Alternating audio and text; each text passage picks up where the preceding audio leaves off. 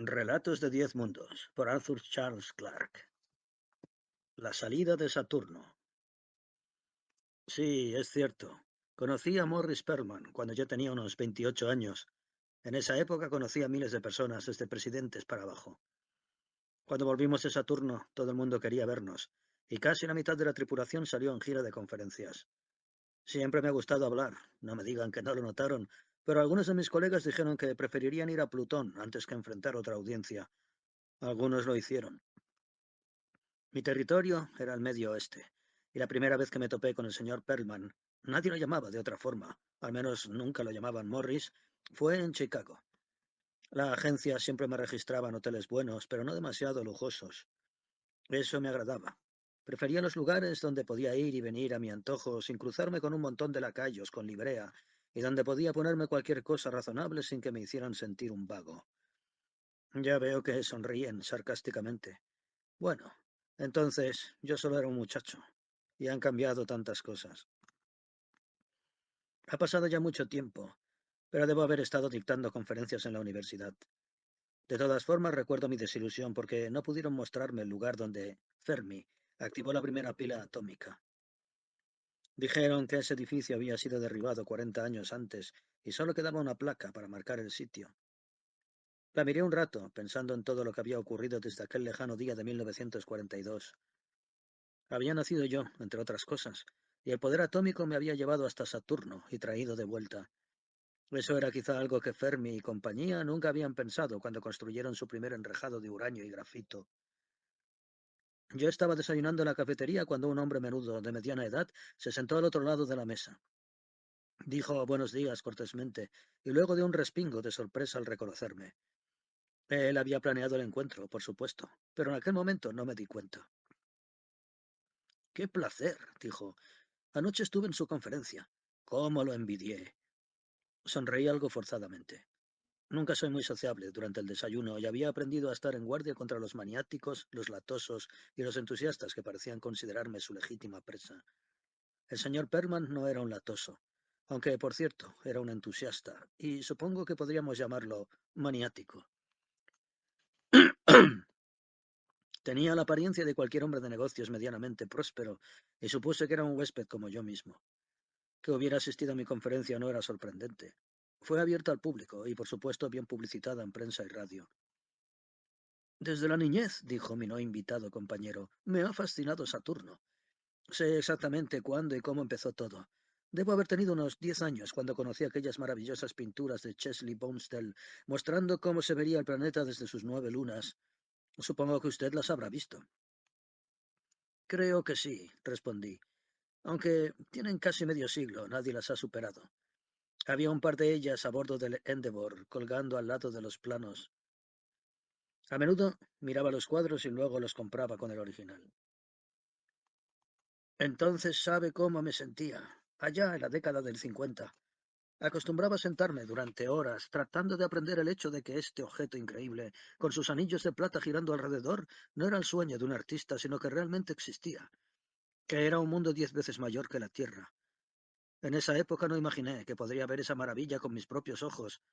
Pensé que solo los astrónomos con sus gigantescos telescopios podrían ver ese espectáculo. Pero entonces, a los 15 años, hice otro descubrimiento tan emocionante que casi no pude creerlo. ¿Qué descubrimiento?, pregunté.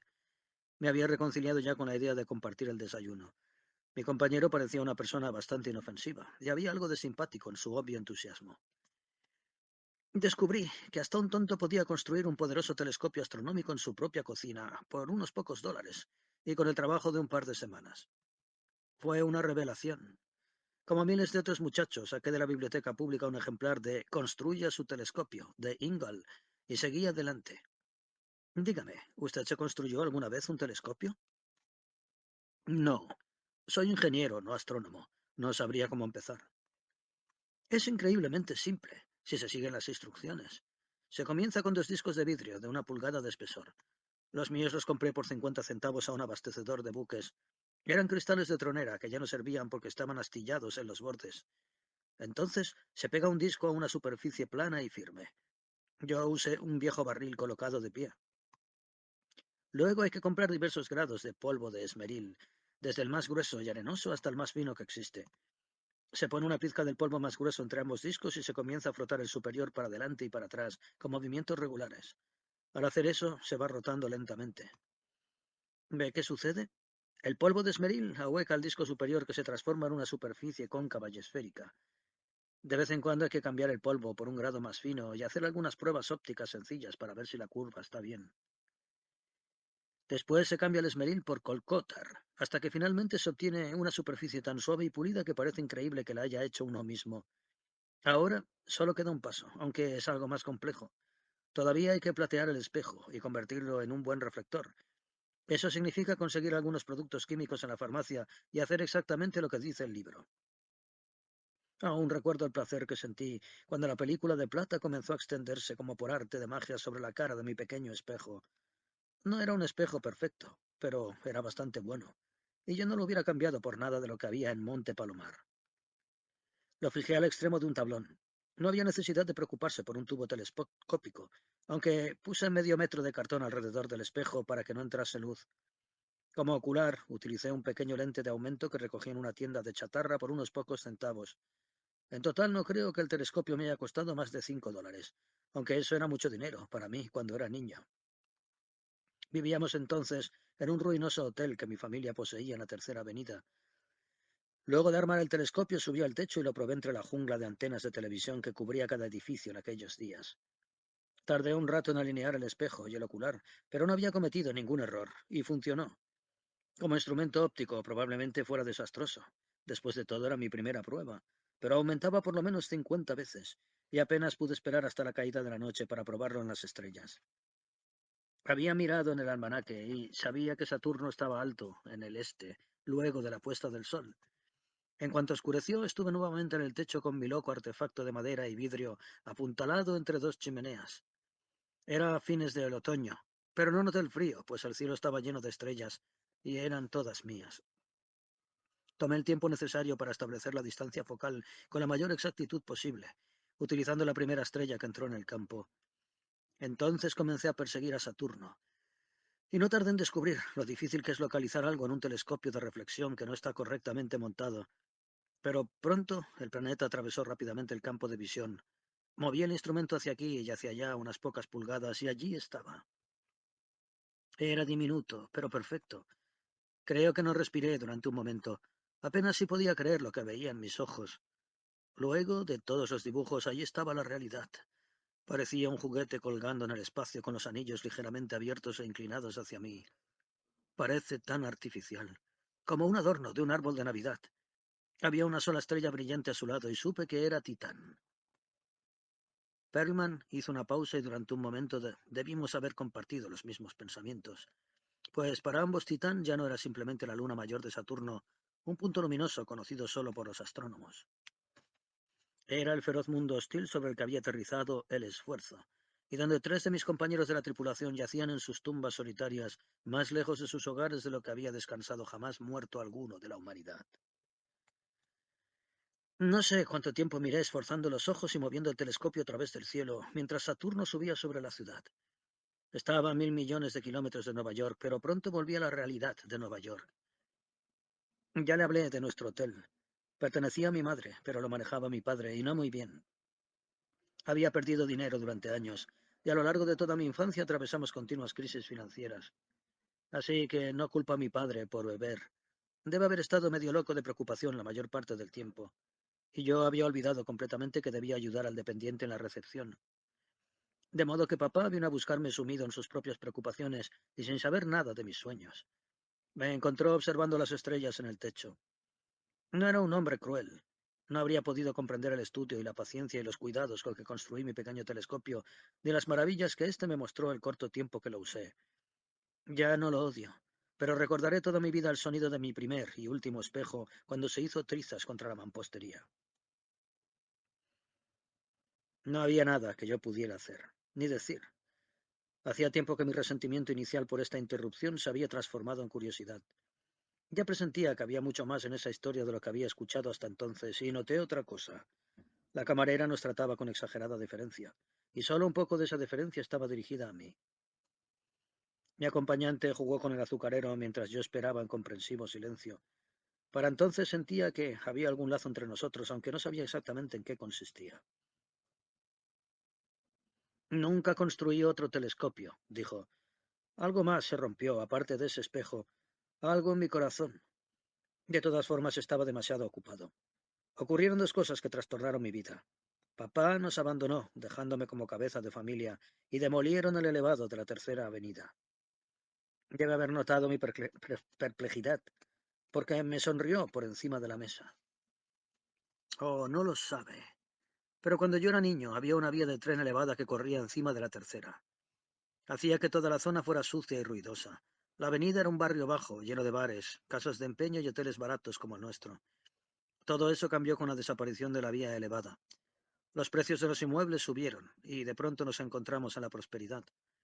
Papá volvió rápidamente, pero era demasiado tarde. Yo manejaba el negocio. Pronto comencé a moverme en toda la ciudad, luego en todo el país. Ya no era un distraído buscador de estrellas y le di a papá uno de mis hoteles más pequeños donde no podía hacer mucho daño. Hace 40 años que vi a Saturno, pero nunca he olvidado su espectáculo único. Y anoche sus fotografías me recordaron todo. Solamente quería decirle lo agradecido que le estoy. Buscó a tientas en la billetera y sacó una tarjeta. Espero que me busque cuando venga otra vez a la ciudad. Puede usted estar seguro que no faltaré si da más conferencias. Buena suerte, y lamento haber abusado de su tiempo. Y se fue, antes de que yo pudiera decir palabra. Miré la tarjeta, la guardé en el bolsillo y terminé el desayuno algo pensativo. Cuando firmé el cheque camino a la cafetería, pregunté, ¿quién era ese caballero sentado a mi mesa? ¿El jefe? La cajera me miró como si yo fuera un retardado mental. Supongo que podría llamarlo así, señor, respondió.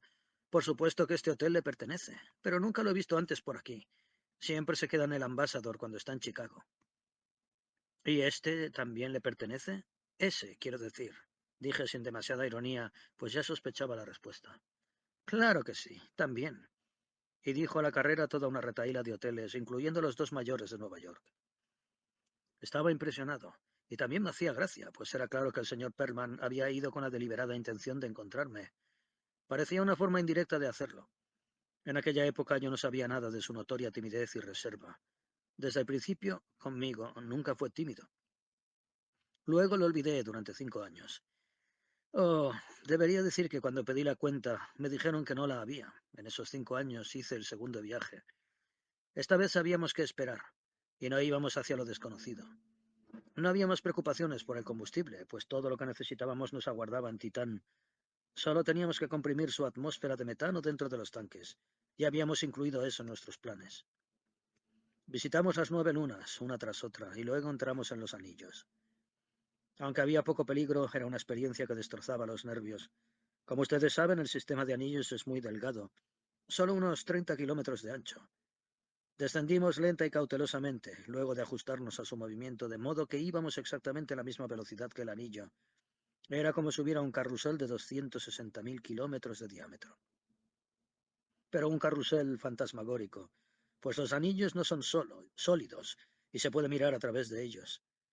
De cerca son casi invisibles. Los billones de partículas que los forman están tan separadas que lo único que se ve cerca de uno son ocasionales trozos pequeños flotando lentamente. Es solo al mirar a lo lejos cuando los incontables fragmentos se funden en una superficie continua, como una granizada que girase alrededor de Saturno para siempre. Esta frase no es mía, pero es buena. Pues cuando llevamos a la compuerta de aire el primer trozo de genuino anillo de Saturno, se derritió en pocos minutos convirtiéndose en un charco de agua barrosa. Alguna gente piensa que la magia desaparece al saber que los anillos en un 90% son de simple hielo, pero esa actitud es estúpida. Sería igualmente maravilloso, y serían igual de maravillosos e igualmente hermosos si fueran de diamante. Cuando volví a la Tierra en el primer año del nuevo siglo, salí en otra gira de conferencias. Una gira corta, pues ahora tenía una familia y quería verla lo más posible. Esta vez me encontré con el señor Perlman en Nueva York, mientras hablaba en Columbia y mostraba nuestra película Explorando Saturno. Un título engañoso, ya que lo más cerca que estuvimos del planeta fue a unos 30.000 kilómetros. Nadie soñaba en aquellos días que los hombres descenderían alguna vez en el turbulento fango helado que es la superficie de Saturno. El señor Perman me esperaba luego de la conferencia. No lo reconocí, pues había visto algo así como a 1 millón de personas luego de nuestro último encuentro, pero cuando me dio su nombre, todo volvió tan claramente que comprendí que debía haber dejado una profunda impresión en mi mente. De alguna forma me apartó de la multitud. Aunque le desagradaba encontrar a alguien en medio de la masa, tenía el extraordinario arte de dominar cualquier grupo cuando era necesario, y luego desaparecer antes de que sus víctimas supieran qué había sucedido. Aunque lo vi en acción muchas veces, nunca supe exactamente cómo lo hacía. De todas formas, media hora después estábamos disfrutando de una soberbia cena en un restaurante exclusivo, suyo, por supuesto. Fue una comida maravillosa, especialmente después del pollo y helado de la gira, pero me hizo pagarla. Metafóricamente, quiero decir. Las experiencias y las fotos recogidas por ambas expediciones a Saturno estaban al alcance de todo el mundo en cientos de informes y libros y artículos populares. El señor Perman parecía haber leído todo el material que no fuera demasiado técnico. Lo que quería de mí era algo diferente. Incluso entonces pensé que su interés era el de un hombre solitario, envejecido, que trata de recapturar un sueño perdido en la juventud. Tenía razón, pero esa era solo una parte de la verdad. Estaba detrás de algo que todos los informes y artículos no pudieron transmitir. ¿Qué sentía uno al despertarse a la mañana y ver ese gran globo dorado con sus etéreos cinturones de nubes dominando el cielo? Y los anillos mismos, ¿en qué hacían pensar cuando estaban tan cerca que llenaban el cielo de lado a lado? Usted quiere un poeta, dije, no un ingeniero. Pero le diré esto. Por más tiempo que mire a Saturno y vuele alrededor y entre sus lunas, nunca puede creerlo. A menudo se sorprende pensando, todo esto es un sueño. Algo así no puede ser real. Va a la escotilla más cercana y allí está, quitándole el aliento. Debe recordar que, aparte de nuestra cercanía, podíamos mirar a los anillos desde ángulos muy ventajosos, completamente imposibles desde la Tierra, donde siempre los vemos vueltos hacia el Sol. Volábamos bajo su sombra, y entonces ya no centelleaban como plata. Era una débil bruma, un puente de humo entre las estrellas. Y la mayor parte del tiempo podíamos ver la sombra de Saturno cayendo todo a lo ancho de los anillos, eclipsándolos tan completamente que parecía como si les hubieran sacado un gran mordisco. También sucedía a la inversa. En el lado diurno del planeta siempre estaban las sombras de los anillos corriendo como una banda polvorienta paralela y no muy lejana al ecuador. Además, aunque hicimos esto solo unas pocas veces, podíamos elevarnos sobre cualquiera de los poros del planeta y mirar desde arriba ese maravilloso sistema. Entonces observábamos que en lugar de los 4 visibles desde la Tierra, había por lo menos una docena de anillos entrecruzados. Cuando vimos eso, nuestro comandante hizo una observación que nunca he olvidado. Aquí, dijo, y no había impertinencia en sus palabras. Aquí es donde los ángeles estacionan sus aureolas. Todo esto y mucho más, se lo conté al señor Perman en ese restaurante pequeño, pero tan caro al sur del Central Park. Cuando terminé pareció muy complacido, aunque no habló durante varios minutos. Luego dijo tan casualmente como cuando se pregunta el horario del próximo tren en la estación local: ¿cuál sería el mejor satélite para un centro turístico? Cuando comprendí lo que él acababa de decir, casi me atraganté con el brandy de 100 años. Luego respondí muy paciente y cortésmente. Después de todo, había sido una cena exquisita. Escuche, señor Perlman, usted sabe tan bien como yo que Saturno está casi a 1.500 millones de kilómetros de la Tierra. Mucho más, en realidad, cuando estamos en lados opuestos del Sol. Alguien calculó que nuestros pasajes de ida y vuelta llegaban a 7,5 millones de dólares por persona. Y puede creerme, no había comodidades de primera clase en el Endeavour 1 o 2. De todas formas, por más dinero que tenga, nadie puede comprar un pasaje a Saturno. Solo los científicos y las tripulaciones espaciales viajarán allá durante todo el tiempo que se pueda imaginar. Pude ver que mis palabras no tenían efecto alguno en el señor Perman. Este sonrió, simplemente como si supiera algún secreto. Lo que usted dice es cierto, ahora, respondió, pero he estudiado historia y comprendo a la gente, y ese es mi negocio. Permítame recordarle algunos hechos. Hace 2 o 3 siglos casi todos los grandes centros turísticos mundiales y lugares hermosos estaban tan lejos de la civilización como lo está hoy Saturno. ¿Qué sabía Napoleón, por ejemplo, del Gran Cañón de las Cataratas de Victoria, de Hawái o del Monte Everest? Y mire al Polo Sur. Llegaron a él por primera vez cuando mi padre era un muchacho. Pero hay un hotel allí, hace ya una generación. Ahora todo recomienza. Usted puede apreciar solamente los problemas y las dificultades porque está demasiado cerca de esas cosas. Sean cuales sean, el hombre las superará, como siempre lo ha hecho en el pasado. Pues donde quiera que haya algo extraño o hermoso, la gente querrá verlo. Los anillos de Saturno son el mayor espectáculo de todo el universo conocido. Siempre lo he pensado. Y ahora usted me ha convencido. Hoy día cuesta una fortuna llegar a ellos, y los hombres que van deben arriesgar sus vidas. Lo mismo hicieron los primeros hombres que volaron, pero ahora hay 1 millón de pasajeros en el aire cada segundo del día y de la noche. Lo mismo ocurrirá con el espacio. No ocurrirá en 10 años, ni en 20, quizá, pero 25 años fue todo lo que hizo falta, recuerde, para que comenzaran los primeros vuelos comerciales a la Luna. No creo que con Saturno pase tanto tiempo. No estaré aquí para verlo, pero cuando ocurra quiero que la gente me recuerde. Así que, ¿dónde deberíamos construir? Todavía pensaba que ese hombre estaba loco, pero por lo menos empezaba a comprender sus motivaciones. Y no había ninguna razón para no seguirle la corriente, de modo que pensé el asunto cuidadosamente. Eh, Mimas está demasiado cerca, dije, y lo mismo pasa con Encelado y Tetis. No me importa confesar que me costó pronunciar todos estos nombres luego de tanto brandy. Saturno simplemente llena el cielo y usted piensa que está a punto de caerle encima. Además, las lunas no son suficientemente sólidas. Son solo enormes bolas de nieve. Dion y Rea son mejores. De ambas se tiene una vista magnífica. Pero todas esas lunas interiores son tan pequeñas. Hasta Rea tiene solo 1.600 kilómetros de diámetro y las otras son mucho más pequeñas. No creo que se pueda discutir. Tendrá que ser Titán. Ese es un satélite a la medida del hombre, mucho mayor que nuestra Luna y casi tan grande como Marte. Hay una gravedad razonable, además, casi un quinto de la terrestre, de modo que sus invitados no andarán flotando por todo el lugar. Y siempre será un importante punto para la carga de combustible, a causa de la atmósfera de metano, que debería ser un factor importante en sus cálculos. Cada nave que salga para Saturno aterrizará allí. ¿Y las lunas exteriores?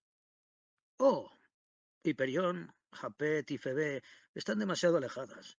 Desde Febe casi no se ven los anillos, olvídelas. Quédese con Titán, aunque la temperatura es de 90 grados bajo cero y la nieve de amoníaco no es la más agradable para esquiar. Me escuchó con mucha atención y, si pensó que me estaba burlando de sus imprácticas y científicas nociones, no lo demostró. Pronto nos separamos. No recuerdo nada más de esa cena, y luego deben de haber pasado 15 años hasta que volvimos a encontrarnos. No me necesitó en todo ese tiempo, pero cuando le hice falta me llamó. Ahora veo que estuvo esperando. Fue más previsor que yo. No podía adivinar, por supuesto, que el cohete seguiría el camino del motor a vapor en menos de un siglo, pero sabía que algo mejor surgiría. Y creo que financió los primeros trabajos de Saunderson sobre el impulso de la paragravedad, pero recién se puso en contacto conmigo cuando comenzaron a construir plantas de fusión que podían calentar 200 kilómetros cuadrados de un mundo tan frío como Plutón. Era un hombre muy anciano y moribundo. Me hablaron de lo rico que era, y casi no pude creerlo. No hasta que me mostró los elaborados planes y los hermosos modelos que sus expertos habían preparado con tan notable falta de publicidad. Permaneció sentado en la silla de ruedas como una momia arrugada, observando mi rostro mientras yo estudiaba los modelos y los planos. En un momento me dijo, Capitán, tengo un trabajo para usted. Y aquí estoy. Es lo mismo que manejar una nave espacial, por supuesto. Muchos de los problemas técnicos son idénticos, y a esta altura soy demasiado viejo para comandar una nave, de modo que estoy muy agradecido al señor Perlman. Ha sonado el gong. Si las damas están listas, sugiero que vayamos a cenar atravesando la sala de observación. Aun después de todos estos años, me gusta mirar la salida de Saturno, y esta noche se verá casi lleno. Hágase la luz. La conversación había vuelto a versar sobre rayos de la muerte, y algún criticón se estaba burlando de las viejas revistas de ciencia ficción, cuyas carátulas mostraba tan a menudo rayos multicolores, creando estragos en todas direcciones. ¡Qué disparate científico tan elemental! Resopló. Todas las radiaciones visibles son inofensivas. No estaríamos vivos si no lo fueran. Cualquiera debería saber que los rayos verdes y los rayos púrpura y los rayos escoceses son tonterías. O incluso se podría hacer una regla. Si logras ver un rayo, ese rayo no puede hacerte daño. Una teoría interesante, dijo Harry Purvis, pero no se ajusta a los hechos. El único rayo mortal que yo he encontrado personalmente era perfectamente visible. ¿Sí? ¿De qué color era? Volveré a eso en un minuto, si ustedes lo desean. Pero hablando de vueltas, atrapamos a Charlie Wills antes de que pudiera escurrirse del bar y practicamos un poco de jiu-jitsu con él hasta que los vasos estuvieron nuevamente llenos. Entonces descendió sobre el ciervo blanco uno de esos silencios curiosos, llenos de suspenso, que todos los parroquianos reconocen como el preludio de una de las improbables historias de Harry Purvis. Edgar y Mary Barton eran una pareja un tanto incompatible, y ninguno de sus amigos podía explicarse por qué se habían casado. Quizás la explicación cínica era la correcta.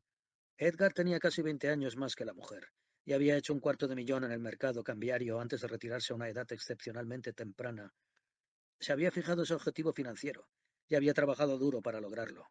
Y cuando su balance bancario llegó a las cifras deseadas, instantáneamente perdió toda ambición. De ahora en adelante se proponía vivir la vida de un rico terrateniente y consagrar los últimos años a su única y absorbente pasión, la astronomía. Por alguna razón parece sorprender a mucha gente que el interés por la astronomía sea compatible con la agudeza para los negocios o incluso con el sentido común. Esto es un error, dijo Harry con mucho calor. Una vez casi fui desollado vivo en un juego de póker por un profesor de astrofísica del Instituto de Tecnología de California. Pero en el caso de Edgar, la astucia y una vaga falta de sentido práctico parecían combinarse en una sola persona. Una vez que hizo dinero, el dinero dejó de interesarle. Lo mismo que todo lo que no fuera la construcción de telescopios de reflexión cada vez mayores.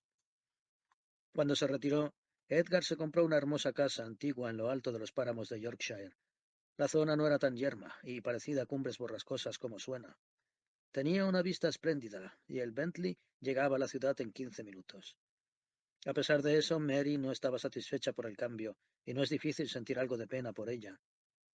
Mary no tenía ningún trabajo que hacer, pues los sirvientes se ocupaban de la casa, y ella tenía pocos recursos intelectuales a los cuales recurrir. Se dedicó a la equitación, se hizo socia de todos los clubes de lectura, leía El Chismoso y Vida de Campo, de tapa a tapa, pero aún sentía que le faltaba algo. Tardó unos 4 meses en descubrir qué era lo que quería, y luego lo encontró en una fiesta de aldea que, de no ser por eso, habría sido una fiesta aburrida. Medía 1,90 m. Había pertenecido a los Goldstream Guards, y su familia pensaba que la conquista normanda era un reciente y lamentable impertinencia. Se llamaba Rupert de Vere Courtenay. Olvidaremos los otros 6 nombres propios. Y era el soltero más codiciado de todo el distrito. Pasaron 2 semanas enteras antes de que Rupert, un caballero inglés de altos principios criado en las mejores tradiciones de la aristocracia, sucumbiera a las zalamerías de Mary. Esa caída fue acelerada por el hecho de que su familia estaba tratando de concertar un matrimonio con la honorable Felicity Fauntleroy, que no era una gran belleza. Ciertamente se parecía tanto a un caballo que le resultaba peligroso acercarse a los famosos establos del padre, cuando los padrillos se ejercitaban. El aburrimiento de Mary y la determinación de Rupert a tener una última y desesperada aventura produjeron el resultado inevitable. Edgar veía cada vez menos a su mujer, que encontraba una sorprendente cantidad de razones para ir a la ciudad durante la semana. Al principio le alegró que el círculo de conocidos se agrandara tan rápidamente, y tardó varios meses en comprender que sucedía todo lo contrario. Es casi imposible, en una pequeña ciudad rural como Stocksboro, mantener en secreto una relación durante mucho tiempo, aunque esto es algo que cada generación debe aprender por sí misma, generalmente de la manera más difícil. Edgar descubrió la verdad por accidente, pero algún buen amigo se lo hubiera dicho tarde o temprano. Había ido a la ciudad para la reunión de la sociedad astronómica local, tomando el Rolls, pues su mujer ya había salido con el Bentley, y a la vuelta fue momentáneamente detenido por la multitud que salía de la última función en el cine local. En medio del gentío estaba Mary, acompañada por un joven, muy buen mozo, a quien Edgar había visto antes, pero que en ese momento no pudo identificar. No habría pensado más en el asunto si Mary no hubiera mencionado indiscretamente la mañana siguiente que no había podido conseguir entrada para el cine y que había pasado una tranquila velada con una de sus amigas. Aún Edgar, absorbido como estaba por el estudio de las estrellas variables, comenzó a sumar 2 más 2 y comprendió que su mujer estaba mintiendo gratuitamente. No dejó traslucir sus vagas sospechas, que dejaron de ser vagas luego del baile de cazadores local. Aunque odiaba esas funciones, y esta para su mala suerte tenía lugar justo cuando U. Orionis estaba en su mínimo y se perdía algunas observaciones vitales, comprendió que ahora tenía una oportunidad de identificar al compañero de su mujer, pues todo el distrito estaría allí. Fue muy fácil localizar a Rupert, y entrar en conversación con él. Aunque el joven parecía un tanto incómodo, era una compañía agradable, y a Edgar le sorprendió encontrarlo muy simpático. Si su mujer había de tener un amante, aprobaba enteramente su elección. Y así quedaron las cosas durante algunos meses, sobre todo porque Edgar estaba demasiado ocupado estudiando y calculando un espejo de 15 pulgadas. 2 veces por semana, Mary viajaba a la ciudad, ostensiblemente para encontrar a los amigos o para ir al cine, y volvía a casa poco antes de medianoche. Edgar podía ver las luces del automóvil a varios kilómetros de distancia en el páramo, los rayos que se movían hacia aquí y hacia allá mientras su mujer conducía de vuelta a casa a una velocidad que siempre le parecía excesiva. Esa era una de las razones por las cuales rara vez salían juntos. Edgar era un conductor bueno, pero cauteloso, y su cómoda velocidad de paseo estaba a 15 kilómetros por hora por debajo de la de Mary. Unos cuantos kilómetros antes de la casa, las luces del coche desaparecían durante varios minutos, pues una loma ocultaba la carretera. Allí había una curva peligrosa. En un trozo de carretera, que más parecía de los Alpes que de la Inglaterra rural, la ruta abrazaba la ladera de un risco y bordeaba un desagradable precipicio de 30 metros. Cuando el coche doblaba esa curva, los faros daban de lleno sobre la casa, y muchas noches, mientras estaba sentado al ocular del telescopio, Edgar era enceguecido por el súbito brillo. Afortunadamente, ese tramo de la ruta era muy poco utilizado durante la noche. De otra forma, las observaciones habrían sido poco menos que imposibles, pues los ojos de Edgar tardaban de 10 a 20 minutos en recobrarse plenamente del golpe directo de los faros. Esto no era más que una pequeña molestia, pero cuando Mary comenzó a quedarse fuera 4 o 5 noches por semana, se convirtió en una terrible incomodidad. Algo, decidió Edgar, había que hacer. No habrá escapado a vuestra observación, continuó Harry Purvis, que durante todo este asunto el comportamiento de Edgar Barton fue muy distinto al de una persona normal. Por cierto, que cualquiera que podía cambiar su forma de vida tan completamente, de ocupado corredor de bolsa londinense a casi un recluso en los páramos de Yorkshire, forzosamente tenía que haber sido un poco raro, en primer lugar. No obstante, no me atrevería a afirmar que fuese algo más que un excéntrico hasta que las llegadas nocturnas de Mary comenzaron a interferir en sus importantes observaciones. E incluso después, debemos admitir que hubo una cierta lógica demencial en sus actos. Había dejado de amar a su mujer algunos años antes, pero se oponía a que se burlara de él. Y Rupert de Ver Courtney parecía un joven simpático. Rescatarlo sería un acto de caridad. Bueno, había una solución muy simple que se le ocurrió a Edgar en un relámpago literalmente enceguedor. Y por literalmente quiero decir literalmente, pues fue mientras parpadeaba ante el brillo de los faros de Mary cuando Edgar concibió el único asesinato realmente perfecto que he encontrado. Es extraño cómo factores aparentemente irrelevantes pueden determinar la vida de un hombre. Aunque odio decir algo contra la ciencia más antigua y más noble, es innegable que si Edgar no se hubiera convertido en astrónomo, no se habría convertido nunca en asesino, pues su afición le brindó parte de las motivaciones y casi la totalidad de los medios.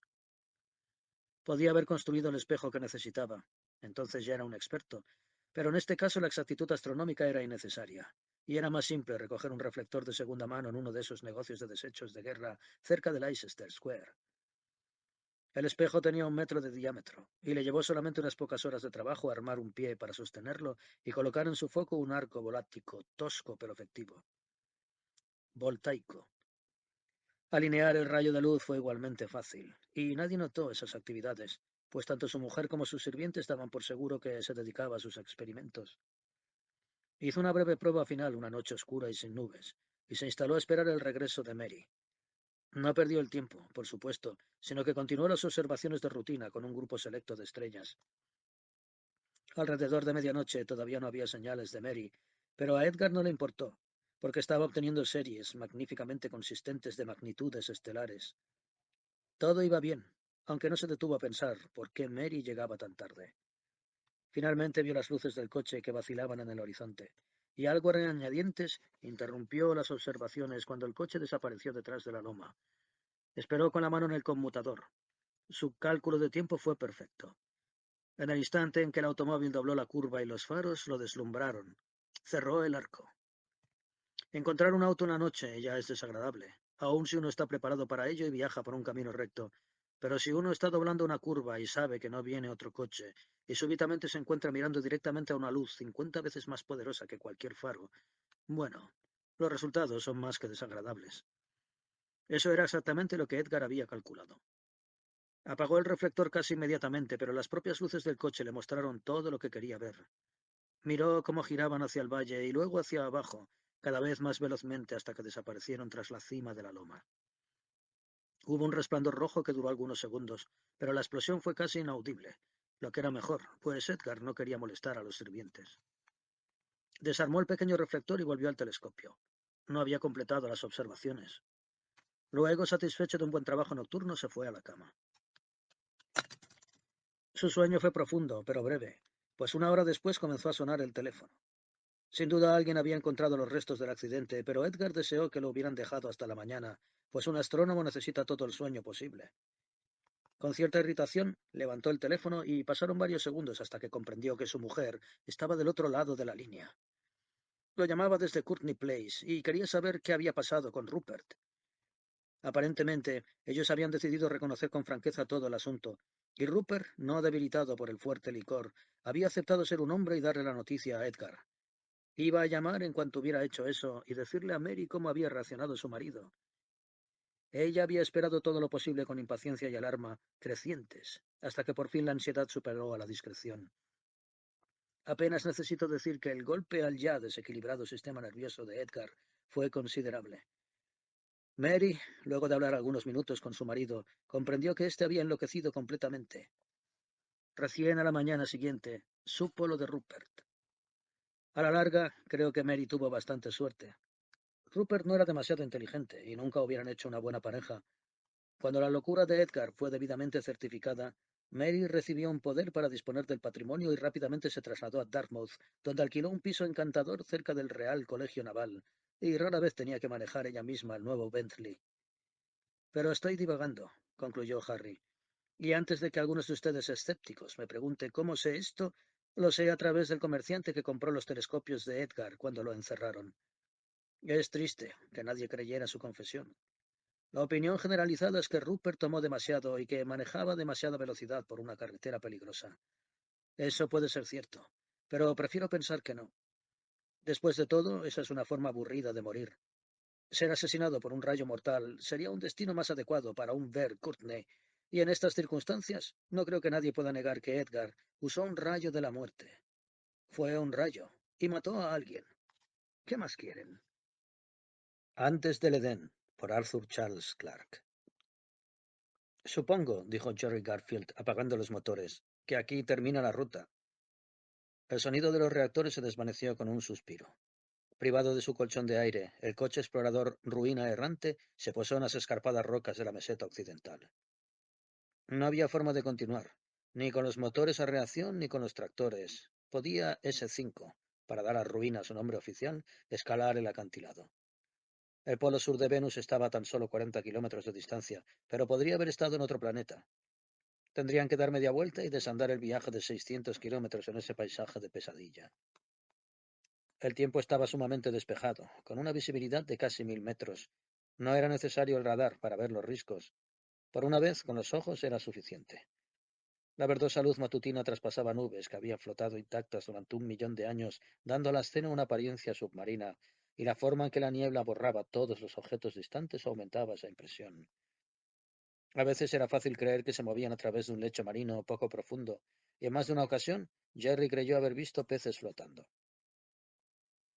¿Llamo a la nave y digo que volvemos?, preguntó. Todavía no, dijo el doctor Hutchins. Quiero pensar. Jerry lanzó una mirada suplicante al tercer miembro de la tripulación, pero no encontró apoyo moral. Coleman era igual. Aunque la mitad del tiempo los dos hombres discutían furiosamente, ambos eran científicos, y por lo tanto, en la opinión del terco ingeniero navegante, ciudadanos no enteramente responsables. Si Cole y Hutch tenían la brillante idea de continuar, nada podía hacer excepto registrar una protesta. Hutchins iba de un lado para otro en la diminuta cabina estudiando mapas e instrumentos. En un momento hizo girar el reflector hacia los riscos y comenzó a examinarlos cuidadosamente con los binoculares. No esperará que yo conduzca hasta allá arriba, pensó Jerry. Ese 5 es un tractor oruga, no una cabra montañesa. De pronto Hutchins encontró algo. Lanzó una exclamación y se volvió hacia Coleman.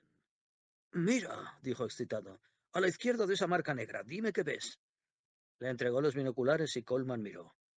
Maldición, dijo Coleman por fin. Tenías razón. Hay ríos en Venus.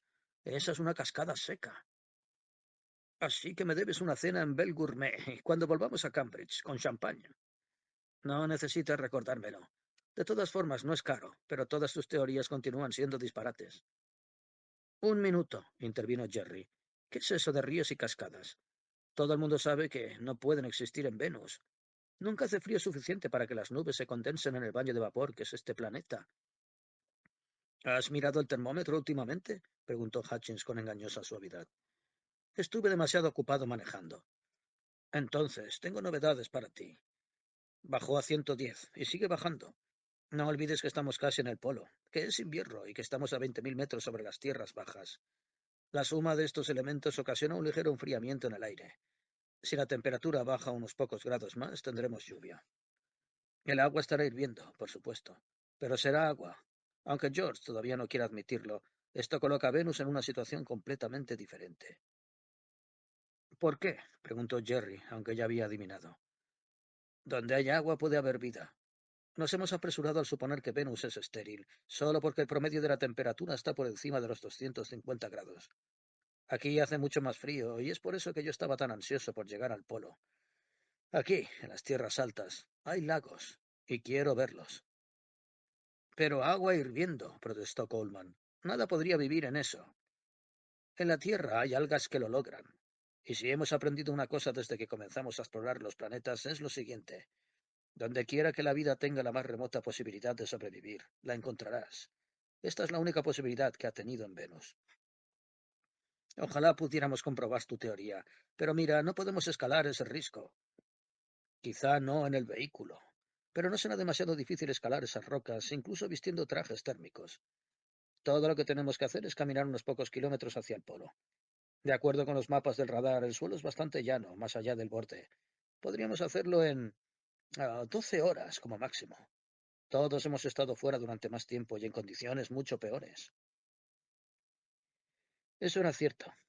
Las ropas protectoras diseñadas para mantener vivos a los hombres en la Tierra Baja de Venus tendrían poco trabajo donde había solo 40 grados más que en el Valle de la Muerte en el verano.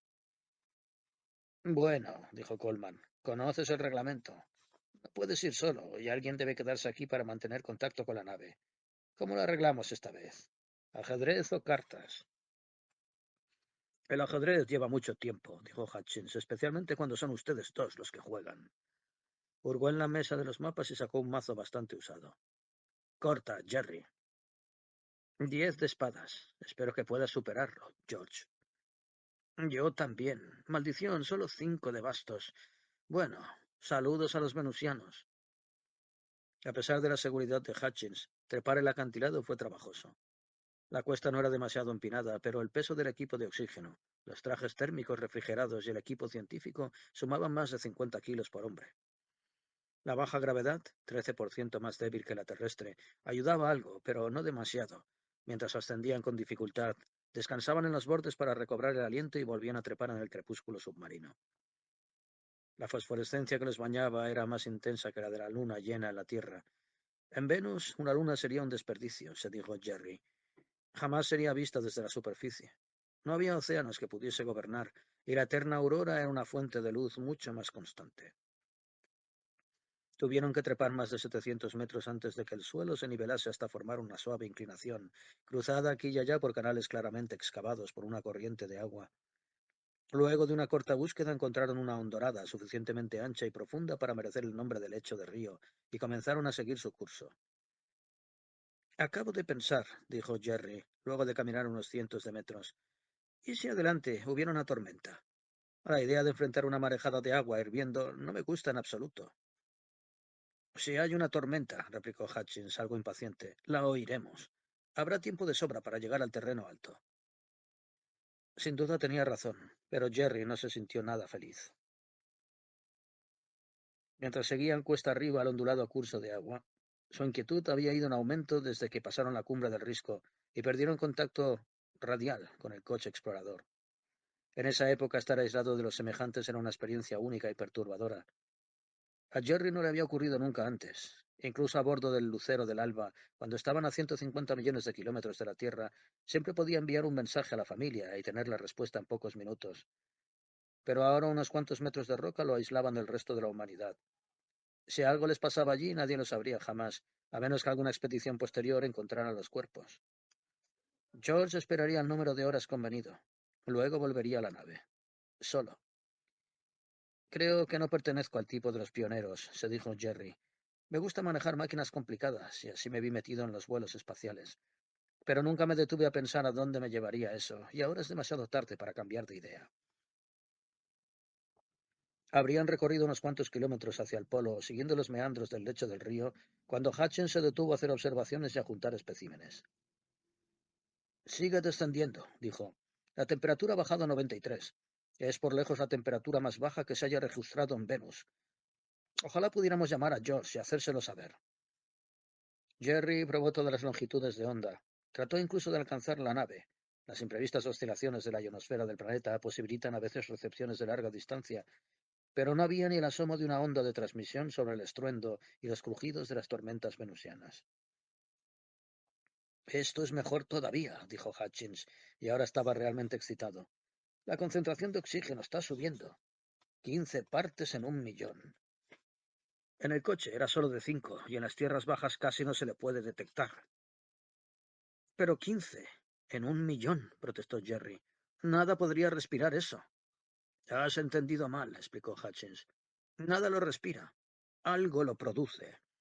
¿De dónde crees que sale el oxígeno de la Tierra? Lo produce la vida. Plantas que crecen. Antes de que hubiera plantas en la Tierra, nuestra atmósfera era igual a esta. Una confusión de dióxido de carbono y amoníaco y metano. Luego la vegetación evolucionó, transformando lentamente la atmósfera en algo que los animales podían respirar. Ya veo, dijo Jerry. ¿Y crees que aquí ha comenzado el mismo proceso? Así parece. Algo no lejos de aquí está produciendo oxígeno, y la vida vegetal es la explicación más simple. Y donde hay plantas, meditó Jerry, supongo que tarde o temprano aparecerán los animales. Sí, dijo Hutchins, empacando el equipo y siguiendo por la hondonada. Aunque eso lleva algunos cientos de millones de años. Puede que hayamos llegado demasiado temprano, pero espero que no. Todo eso está muy bien, respondió Jerry. Pero ¿y si encontrásemos algo hostil? No tenemos armas. Hutchins resopló disgustado. Y no las necesitamos. ¿Te has puesto a pensar en lo que parecemos? Cualquier animal saldría corriendo si nos viese. Algo de razón tenía. La reluciente capa metálica de los trajes térmicos nos cubría de pies a cabeza como una resplandeciente armadura. Ningún insecto tenía antenas más complicadas que las montadas en sus cascos y mochilas, y los anchos cristales a través de los cuales miraban al mundo parecían ojos vacíos y monstruosos. Sí, había pocos animales en la Tierra que se detendrían a discutir con semejantes apariciones, pero los venusinos podían tener otras ideas. Jerry todavía estaba rumiando esto cuando llegaron al lago. Aún al primer vistazo no le hizo pensar en la vida que buscaban, sino en la muerte. Se extendía como un espejo negro entre un pliegue de las colinas. La orilla lejana estaba oculta en una bruma eterna, y unas fantasmagóricas columnas de vapor se arremolinaban y danzaban en la superficie. Solo faltaba, se dijo Jerry, la barca de Caronte esperando para llevarlos al otro lado. O el cisne de Tuonela, nadando majestuosamente de arriba para abajo mientras cuidaba la entrada al infierno. A pesar de todo, era un milagro. El primer curso de agua que el hombre había encontrado en Venus. Hutchins ya estaba de rodillas, casi en actitud de oración, pero solo estaba juntando gotas del precioso líquido para examinarlo con su microscopio de bolsillo. ¿Hay algo ahí? Preguntó Jerry ansiosamente. Hutchins movió la cabeza. Si lo hay, es demasiado pequeño para verlo con este instrumento. Te diré más cuando estemos de regreso en la nave. Selló un tubo de ensayo y lo colocó en la bolsa, tan tiernamente como un minero que hubiese encontrado una pepita guarnecida de oro. Podía resultar, quizás lo fuera, nada más que agua, pero también podía ser un universo de desconocidas criaturas vivientes, en la primera etapa de su viaje de 1.000 millones de años hacia la inteligencia. Hutchins no había caminado más de una docena de metros a la orilla del lago cuando se detuvo tan súbitamente que Garfield casi chocó con él. ¿Qué pasa? Preguntó Jerry. ¿Viste algo? Allí, esa roca oscura. La vi antes de detenernos en el lago. ¿Qué tiene? A mí me parece una roca común. Creo que ha crecido. Jerry recordaría ese momento toda su vida. Por alguna razón no dudó ni un momento de las palabras de Hutchins. A esta altura podía creer cualquier cosa, incluso que las rocas crecían. El sentimiento de soledad y misterio, la presencia del oscuro y melancólico lago, el continuo estruendo de tormentas lejanas y la vacilante luz verdosa de la aurora le habían afectado la mente, preparándola para enfrentar lo increíble. Sin embargo, no sintió miedo. Eso vendría después. Miró la roca. Estaba aproximadamente a 150 metros. Bajo la turbia luz esmeralda era difícil juzgar distancias o dimensiones. La roca, o lo que fuera, estaba cerca de la cima de un cerro y parecía una plancha horizontal de un material casi negro. Había junto a esa una segunda mancha del mismo material, mucho más pequeña. Jerry intentó medir y memorizar la distancia que la separaba para detectar cualquier cambio. Ni siquiera cuando vio que la distancia se reducía lentamente sintió alarma, solo una excitada perplejidad. Recién cuando se desvaneció esa sensación y comprendió que los ojos lo habían engañado, un terror de impotencia le atenazó el corazón. Esas no eran rocas que crecían o se movían. Lo que observaban era una marea oscura, una alfombra reptante que lenta pero inexorablemente se arrastraba hacia ellos sobre la cumbre del cerro. El momento de pánico puro e irracional no duró misericordiosamente más que unos pocos segundos. El terror de Garfield comenzó a desvanecerse en cuanto reconoció la causa, pues esa marea que avanzaba le había recordado demasiado vívidamente una historia leída muchos años atrás sobre los ejércitos de hormigas del Amazonas y la forma en que destruían todo a su paso. Pero cualquiera fuera su naturaleza, esa marea se movía con demasiada lentitud para constituir un peligro, a menos que les cortara la línea de retirada. Hutchins la miraba atentamente a través del único par de binóculos que tenían. Era el biólogo y se mantenía firme en su puesto. No hay razón para que haga el papel de tonto, pensó Jerry, corriendo como un gato escaldado, si no es necesario. Por todos los cielos, dijo finalmente cuando la alfombra móvil estuvo a solo 100 metros de distancia y Hutchins no había proferido aún palabra ni movido un solo músculo. ¿Qué es? Hutchins se animó lentamente como una estatua que vuelve a la vida. Perdóname, dijo. Me había olvidado de ustedes. Es una planta, por supuesto. Al menos creo que sería mejor llamarla así. Pero se está moviendo. ¿Por qué debería sorprendernos? Lo mismo hacen las plantas terrestres. ¿Alguna vez viste películas de la hiedra en cámara acelerada? Pero se quedan quietas, no se arrastran por el paisaje alrededor. Y las plantas del plancton marino, que nadan cuando lo necesitan. Jerry se rindió. De todas maneras, la maravilla lo había dejado sin palabras. Siguió pensando que la cosa era una alfombra alta, adornada con borlas en las orillas. Variaba de espesor mientras se movía. En algunos sitios no era más que una película. En otros se apilaba hasta una altura de 30 centímetros o más. Al acercarse para ver la textura, Jerry pensó en el terciopelo negro. Se preguntó cómo sería al tacto, y entonces recordó que le quemaría los dedos aunque no le hiciera ningún otro daño. Se encontró pensando con el aturdimiento que a menudo sigue a una súbita conmoción. Si hay venusinos, nunca podremos darles la mano. Nos quemarían y nosotros los congelaríamos. Hasta ahora la cosa no había mostrado signos de haber notado la presencia de los hombres. Solo había fluido hacia adelante, como la marea irracional que seguramente era. Si no fuera por el hecho de que trepaba sobre pequeños obstáculos, podría haber sido una inundación. Y entonces, cuando estaba a solo 3 metros de distancia, la marea terciopilada se detuvo. Siguió fluyendo a derecha e izquierda, pero delante se detuvo completamente. Nos está rodeando, dijo Jerry ansiosamente. Nos convendría retroceder hasta estar seguros de que es inofensiva. Para su alivio, Hutchins retrocedió inmediatamente. Luego de una breve duda, la criatura reanudó el lento avance y la hendidura en su línea frontal desapareció. Entonces Hutchins dio un paso adelante, y la cosa retrocedió lentamente. El biólogo avanzó y retrocedió media docena de veces, y en cada ocasión fue acompañado de un flujo y reflujo de la marea viviente. Nunca imaginé, se dijo Jerry, que viviría para ver a un hombre bailando un vals con una planta. Termofobia, dijo Hutchins. Reacción puramente automática. No les gusta nuestro calor. Nuestro calor, protestó Jerry. Si en comparación somos carámbanos vivientes. Claro, pero nuestros trajes no. Qué estúpido, pensó Jerry. Cuando estabas cómodo y fresco dentro de tu traje térmico, te resultaba fácil olvidar que la unidad de refrigeración que llevabas a la espalda bombeaba una ráfaga de calor hacia afuera. No era de extrañar que la planta venusina se hubiera apartado. Veamos cómo reacciona la luz, dijo Hutchins. Encendió la lámpara que llevaba en el pecho y un potente resplandor puramente blanco barrió la verdosa fosforescencia matutina. Jamás había brillado una luz blanca sobre la superficie del planeta Venus hasta la llegada del hombre, ni siquiera de día. Como en los mares de la Tierra, solo había un crepúsculo verde que se apagaba lentamente hasta llegar a la oscuridad total. La transformación fue tan sorprendente que ninguno de los hombres pudo reprimir un grito de asombro. De golpe desapareció el negro profundo y sombrío de la espesa alfombra terciopelada. En cambio, hasta donde llegaban las luces se extendía un llameante dibujo de gloriosos vívidos rojos, guarnecidos de vetas doradas. Ningún príncipe persa podría haber ordenado nunca tapicería tan opulenta a sus tejedores, y sin embargo esta era el fruto accidental de fuerzas biológicas. Claro que esos soberbios colores ni siquiera habían existido hasta que los hombres encendieron los reflectores, y desaparecerían de nuevo cuando la extraña luz de la Tierra dejara de conjurarlos. Tikov tenía razón, murmuró Hutchins. Ojalá hubiera podido saberlo. ¿Razón en qué? Preguntó Jerry, aunque parecía casi un sacrilegio hablar en presencia de tanta belleza. Allá en Rusia, hace 50 años, descubrió que las plantas de climas muy fríos tendían a ser azules y violeta, mientras que las de clima caluroso eran rojas o naranja. Predijo que la vegetación marciana sería violeta, y dijo que si había plantas en Venus, serían rojas. Bueno, acertó en ambas cosas. Pero no podemos quedarnos aquí todo el día.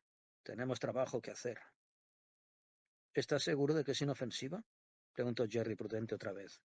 Completamente. No puede tocar nuestros trajes aunque quiera. De todos modos, ya se va. Eso era cierto. Podían ver ahora que la criatura, si era una sola planta y no una colonia, cubría un área circular de casi 100 metros de diámetro. Barría el suelo como la sombra de una nube llevada por el viento, y allí donde había descansado las rocas estaban cubiertas de picaduras. Innumerables agujeros minúsculos, grabados, quizás por un ácido. Sí, dijo Hutchins, respondiendo a la observación de Jerry. Así es como se alimentan algunos líquenes. Segregan ácidos que disuelven la roca. Pero nada de preguntas, por favor.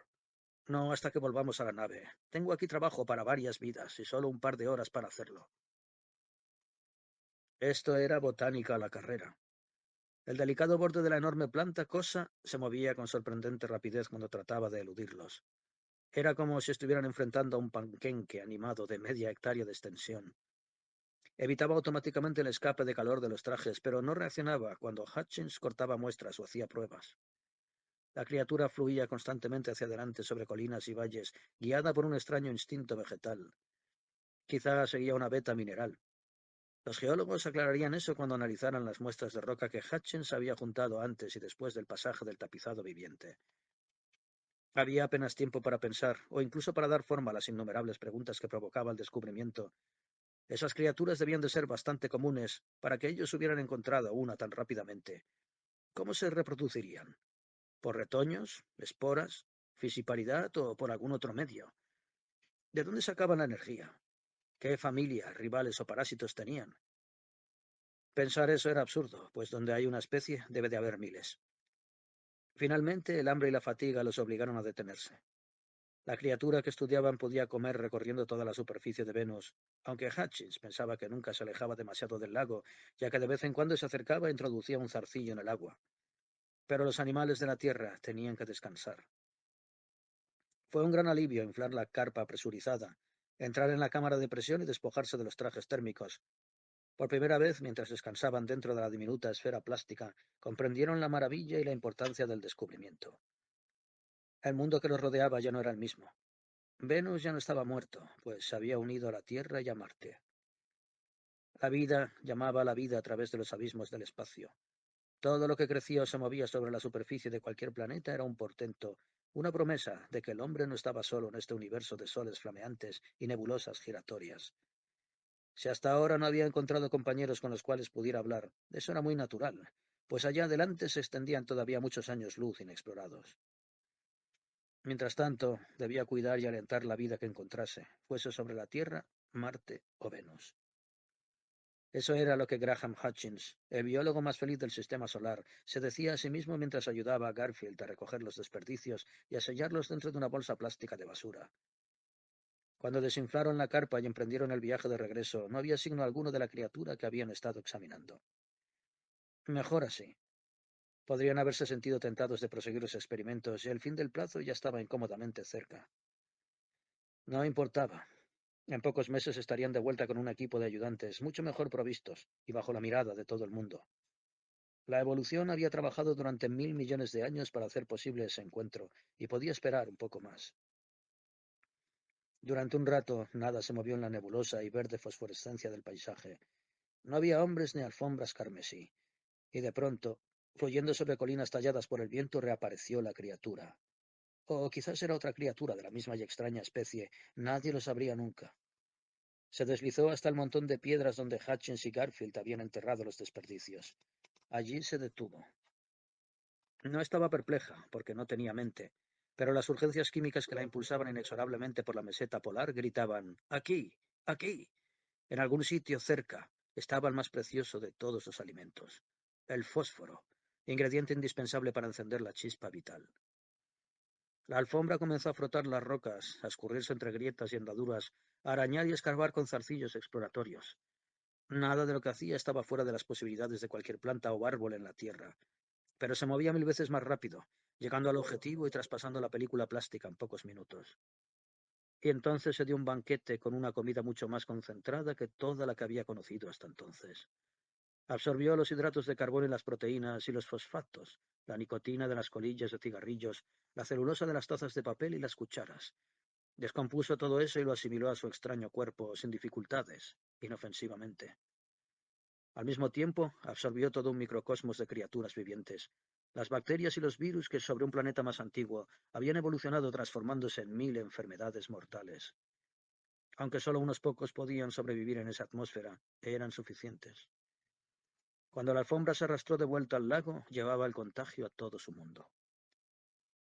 En el momento en que el lucero del alba ponía rumbo a su lejano hogar, Venus estaba ya muriendo. Las películas y fotografías y especímenes de Hutchins llevaba victoriosamente eran más preciosos aún de lo que él pensaba. Eran el único testimonio que existiría jamás del tercer intento de la vida por propagarse en el sistema solar. Bajo las nubes de Venus, la historia de la creación había terminado.